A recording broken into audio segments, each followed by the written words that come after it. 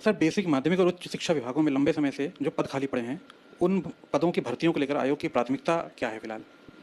हाँ, ये जो संबंधित विभाग है, अभी जो प्रक्रिया है उसके तहत विभागों के द्वारा अध्याचन आयोग को भेजे जाते हैं और जैसे ही अध्याचन प्राप्त होते हैं तो उसको एग्जामिन करके आयोग को आगे बढ़ना होता है। तो अगर आप पर्टिकुलरली उत्तर प्रदेश शिक्षा चयन आयोग की बात करें तो पुराने जितने भी अध्याचन थे सभी के एग्जामिनेशन हम लोगों ने अनाउंस कर रखे हैं और अभी जो अनाउंस हुए हैं, जो अध्याचन आए हैं, बहुत जल्दी भी उसका कैलेंडर भी हम जारी करेंगे। दोस्तों, अभी आप सुन रहे थे उत्तर प्रदेश शिक्षा सेवा चयन आयोग के अध्यक्ष जी को, जो कि उत्तर प्रदेश में बेसिक, माध्यमिक और उच्च शिक्षा में रिक्त पदों के संदर्भ में शिक्षक भर्ती के बारे में बता रहे थे। उनका स्पष्ट तौर पर कहना है कि अध्याचन जिन पदों के मिल चुके हैं उनके लिए एग्जामिनेशन कैलेंडर जल्द जारी किया जाएगा। अभी जो एग्जामिनेशन कैलेंडर जारी किया गया है वो जुलाई तक का जारी किया गया है, जिसमें यूपी टेट की परीक्षा 2, 3 और 4 जुलाई को होना प्रस्तावित है। इसके बाद का जो हाफ ईयर का कैलेंडर है वो जल्द आयोग जारी करने जा रहा है।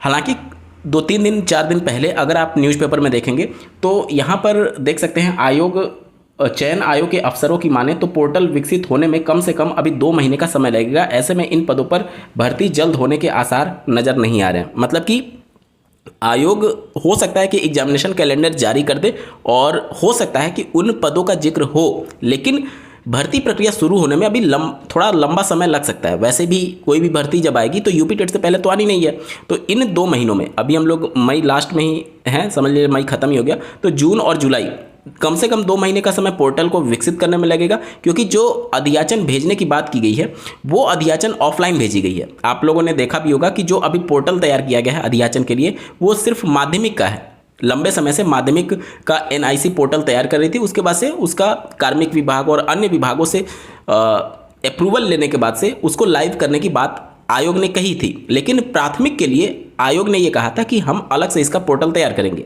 अब जो डेटा भेजा गया है वो ऑफलाइन भेजा गया है।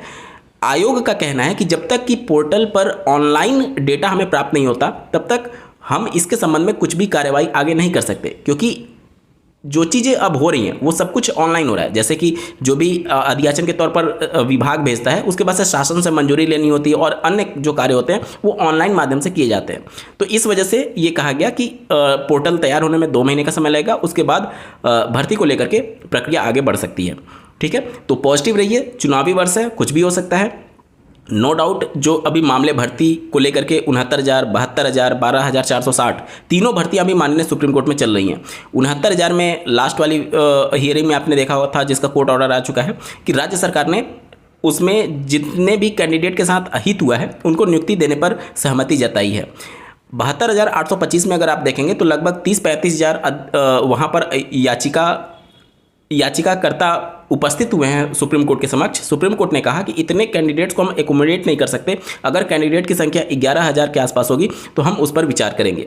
और 12,460 का भी विवाद चल रहा है। तो ये सारी चीज़ें अभी मुद्दा अभी बना हुआ है, जिसकी वजह से जो ग्रामीण क्षेत्रों की लगभग 30 से 35 हज़ार परिषदीय प्राथमिक विद्यालयों में शिक्षकों के पद हैं उन अध्याचन पर अभी फैसला नहीं हुआ है। क्योंकि जब भी इनको पद देने की नौबत आएगी, जैसे 69,000 में आ रही है, 72,825 में आ रही है, तो उनको उन्हीं क्षेत्रों की, ग्रामीण क्षेत्रों की वैकेंसीज में से पद निकाल करके दिया जाएगा।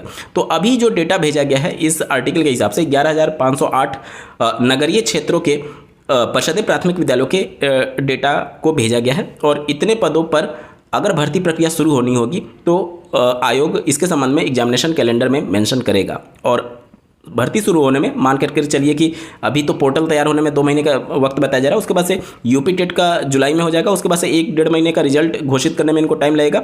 मतलब कि अगस्त के बाद सितंबर तक आप एक्सपेक्ट कर सकते हैं, अगर शासन से मंजूरी मिल गई तो। मंजूरी कहने का मतलब कि बीच में कोई अड़चन नहीं आया तो। उम्मीद करता हूँ चीज़ें आप समझ पा रहे होंगे। ठीक है, तो इस तरीके से आप समझ सकते हैं। तो ये तो बात हो गई उत्तर प्रदेश की। बहुत सारे लोग बिहार में TRE 4 का वेट कर रहे हैं, उसके बारे में एक बार बात कर लेते हैं। बिहार में शिक्षा विभाग की भर्तियों को लेकर के एक प्रमुख आज बैठक हुई है, जिसमें कुछ महत्वपूर्ण फैसले लिए गए हैं। फैसला क्या लिया गया है आप देख सकते हैं। अगले 5 वर्षों में 1 लाख शिक्षकों के पदों पर नियुक्ति की जाएगी, जिसमें प्रत्येक वर्ष लगभग कम से कम 20,000 शिक्षकों की नियुक्ति की जाएगी। इसके लिए हर वर्ष जुलाई महीने में नियुक्ति संबंधी विज्ञापन जारी किया जाएगा। ऐसा एक प्रोजेक्ट उत्तर प्रदेश में भी विचार किया जा रहा था कि क्यों ना जितने भी पद रिक्त हों उनको प्रत्येक वर्ष जिस तरीके से एसएससी सीजीएल में वैकेंसी आती है, जिस तरीके से आईबीपीएस बैंक्स के लिए वैकेंसी जाती है, या फिर अन्य विभागों में प्रत्येक वर्ष जितने भी हमारे पास रिक्त पद हों उन सबको एडवर्टाइज कर दिया जाता है। उसी तरीके से उत्तर प्रदेश शासन भी इस बात को लेकर के आगे बढ़ रही थी कि जितने पद हमारे पास रिक्त होंगे वो हम हर साल उसको एडवर्टाइज करेंगे, लेकिन वो पूरा प्लान जो था वो फेल हो गया। अब उसी प्लान के अंतर्गत बिहार में भी प्रक्रिया करने की बात की जा रही है कि 1 लाख इनका पूरा रोड मैप है कि 1 लाख हम शिक्षकों की भर्ती करेंगे और प्रत्येक वर्ष 20,000 शिक्षकों की भर्ती करने की बात की जा रही है।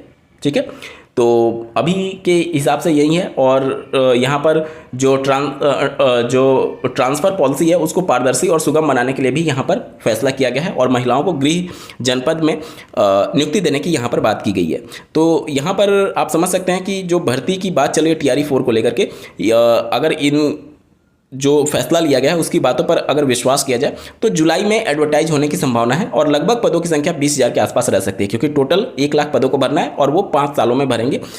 इस साल 20,000 का आसपास वैकेंसीज की बात की जा रही है। ठीक है, अब जब तक एडवर्टाइज ना हो जाए तब तक कुछ भी कहना जल्दबाजी होगा, क्योंकि TRE 4 को लेकर के काफ़ी लंबे समय से ये चीज़ें चल रही हैं। बिहार में जब इलेक्शन हुआ था उससे पहले से ही TRE 4 को लेकर के बातें चल रही थी, लेकिन अभी तक TRE 4 एडवर्टाइज नहीं हो पाया और ये चीज़ें निकल करके आ रही हैं कि जुलाई में एडवर्टाइज होगा और 20,000 के आसपास पद होने की संभावना जताई जा रही है। तो ये थी कुछ प्रमुख बातें शिक्षा विभाग से जुड़ी भर्तियों को लेकर के उत्तर प्रदेश और बिहार से संबंधित। ऐसे ही महत्वपूर्ण अपडेट के लिए चैनल को सब्सक्राइब करना ना भूलें। इस वीडियो को देखने के लिए आपका बहुत बहुत धन्यवाद। भगवान करे आपका दिन शुभ हो।